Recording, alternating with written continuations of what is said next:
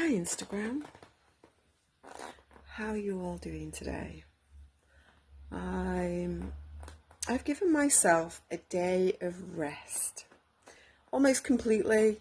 I don't know, I say that and then I'll get like an energy surge sort of about, I don't know, probably now at the moment when, oh hi Willow, when it gets dark, because obviously it's getting dark at like, I don't know, 2 p.m. And I might get like an energy surge around that time and be like, oh, you know what, I'm gonna go off. I've got the squeakiest headboard in the world, and go running off to the shops. But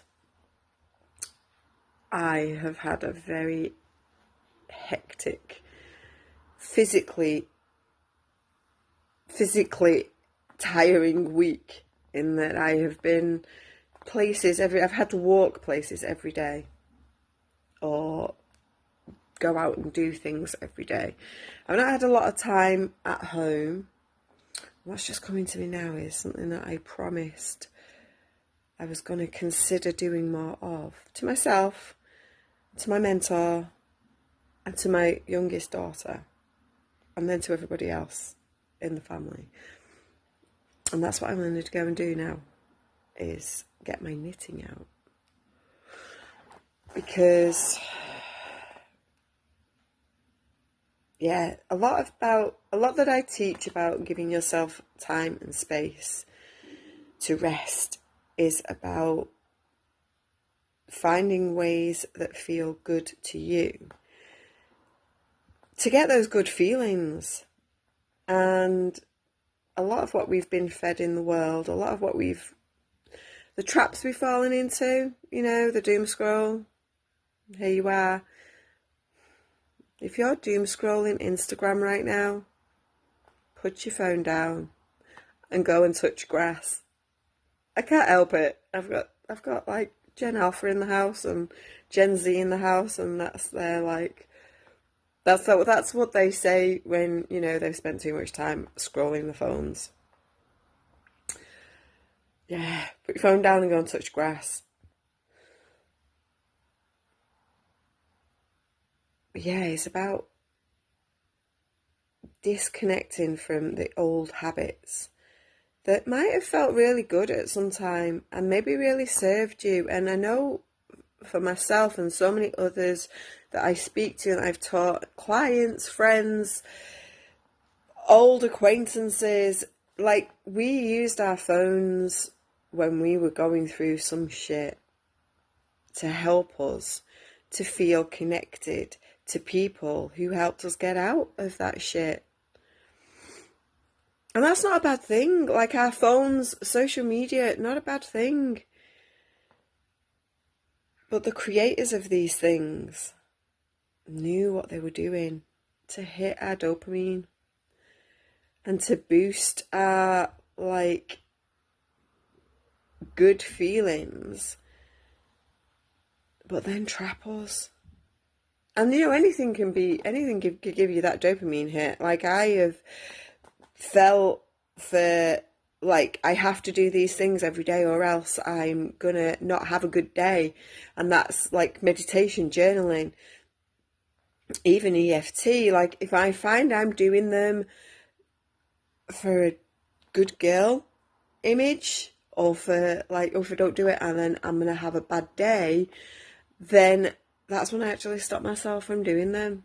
Because our good days don't depend on whether we follow somebody's rules, even if those rules are our own, even if those rules are rules that we made up for ourselves because they felt good in a moment.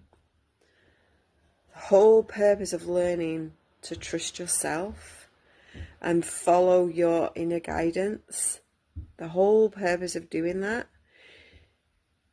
is to listen to the little shifts and changes that happen in your body moment to moment, day to day. What feels good today might not feel good tomorrow. What you plan on doing today may not feel good tomorrow. You get to tomorrow and you go, oh shit, that was a bad decision to make. And that's not to say that we start like letting people down if we've made plans and arrangements with people. Not not to let ourselves down, because, you know, it's a fine line between them. Oh, right, I'm going to take action and do this thing tomorrow, and then sabotaging it because suddenly we don't feel like we're good enough to do that thing. This is where guidance comes in to play. Having a sounding board, having a guiding force that can help you tell the difference between those two things when you, especially when you're first starting out, but even when you've been on this game for a while and you're like, right, you know, I know my self-sabotage, and I know where I slip up and fall down the hole of self-pity or victimhood, and it can still be good to have someone who can call you out on that shit and go, no, that's you trying to sabotage yourself because you're stepping into a new level of beingness that some part of you is scared of. Because let's face it, I don't think I know anybody, myself included, who's not still carrying something that triggers those shadow parts of themselves to think they're not good enough, or to judge somebody else. And that's where like individual consideration comes in, but also collective, to like heal us for the collective, for our future generations who are going to have much more I'm going to say easy time of it ultimately. Maybe not this immediate next generation, my little Gen Alphas, not so little Gen Alphas. One of them would kill me for calling a little. But the coming generations, those who are going to come from after the 2027 shift, those who are going to be born from the next few years onwards, because it's not far away, you know, 2030, it's not far away. And there's a lot going to change in that time, because control is going, fear-based living is going. And everything, if you look around, everything that you do, every company, corporation, organisation, pretty much all of them are harnessing your fear. When you don't do this, you get this punishment. When you don't do that, you get that punishment. And that is not the way to live. And we change it by saying, you know what, I'm not buying your fear anymore. I'm not buying your fear anymore. You're not going to manipulate me, because that's bullying. That's bullying.